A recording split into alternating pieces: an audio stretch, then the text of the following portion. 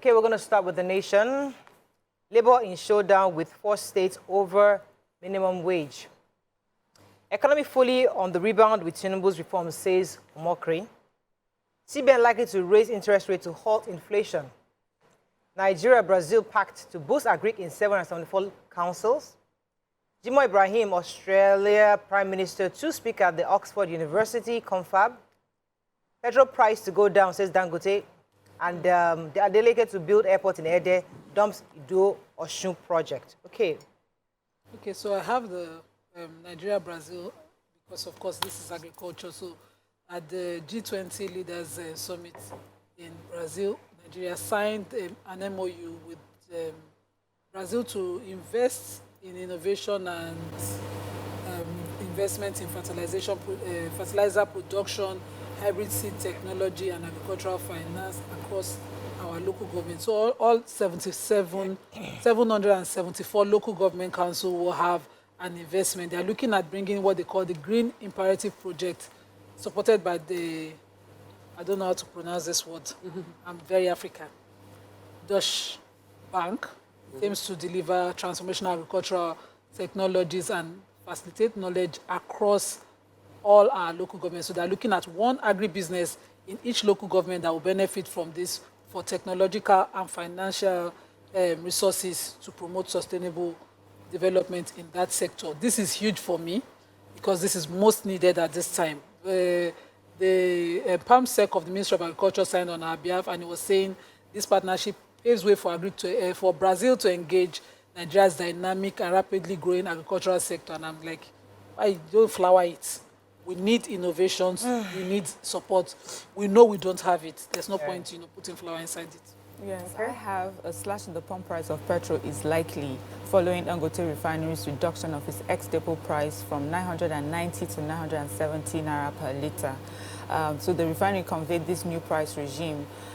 They said that the Dangote Petroleum Refinery has effected a reduction from 990 to 970, as I said earlier. As the year comes to an end, this is our way of appreciating the good people of Nigeria for their unwavering support in making the refinery a dream come true. In addition, this is to thank the government for their support, as this will complement the measures put in place to encourage domestic enterprise for our collective well-being. Lovely message. It says, while the refinery will not compromise on the quality of its petroleum products, we assure you of best quality products that are environmentally friendly and sustainable. That's music to your ears. You know, girl.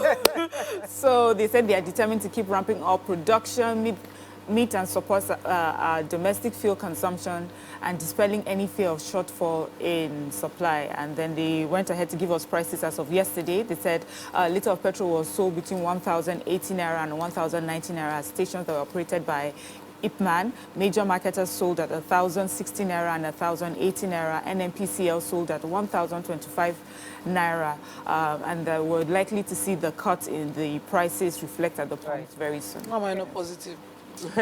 I have the story from Edo State. It feels like good news, but we know that even with the Wahala, they are still shipping. Petrol is still going outside Nigeria with this price. So it means if they drop the price, more of our petrol will be going outside Nigeria, but at least we'll feel the impact. Opebolo, I'm taking Edo State story. My people have had a conversation back and forth with the new governor of Edo and the former governor of Edo. The new governor has set up a 14-man committee with the intention of doing this investigation into the former governor to identify the assets that are available. He said that he was expecting that the governor would give detailed assets and liabilities of Edo State, but he did not get it. So he now has this 14-man committee that is chaired by Dr. Ernest Umakide. Apologies.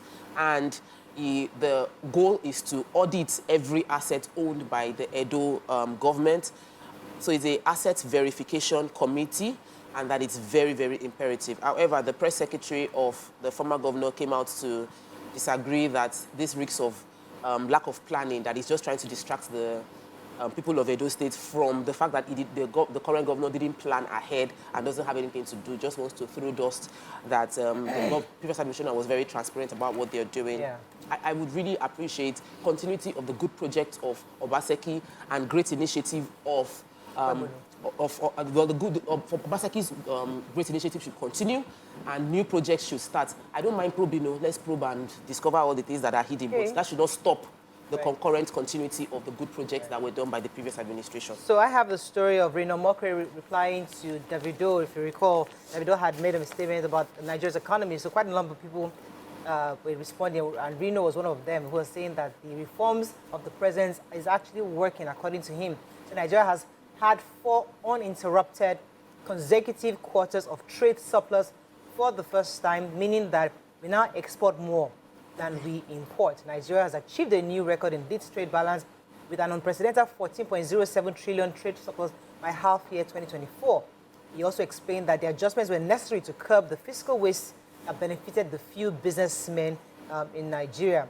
And he was also, he just went on just trying to defend the president's reforms, saying that it's working and that we shouldn't reject Nigeria in that way to the public. Okay, moving on now to The Punch. Reps may clash over Tinubu's $2.2 billion fresh loan Tuesday.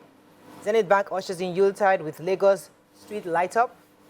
Police hunt Ogun woman for dumping child outside clinic. Oyedepo's jet can't leave private airstrip without clearance, says Keyamo.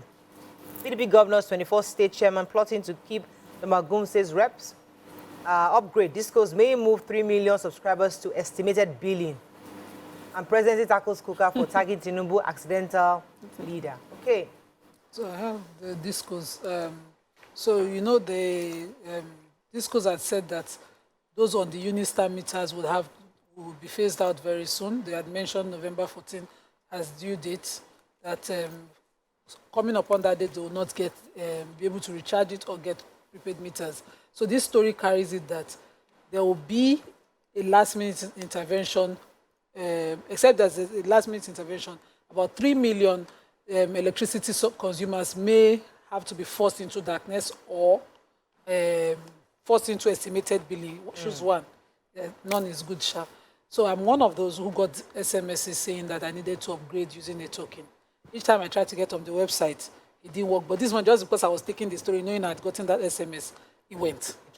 So I cannot say that it didn't go. I wanted to take it so I can say it's not working. All right. But so it's confirmed that. Okay. Yeah. So they said from 24th of November, being yesterday, you will be. If you're on that meter and you have not upgraded, you'll not be able to. So by sending that text, have you upgraded now? No, I just got the message. I'm out of the house. Okay. So when I get home, I will enter whatever token, if it's still viable, because I don't know if it expires, into my prepaid meter and see if it works. But that's what is happening right now. An upgrade is required using a two key token sent to us. And I will try it this evening to give feedback when I'm on the show again. Let's go on a short break. When we come back, we continue with our review. Stay with us. We'll be right back.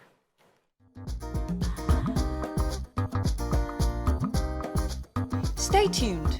Your View will be right back.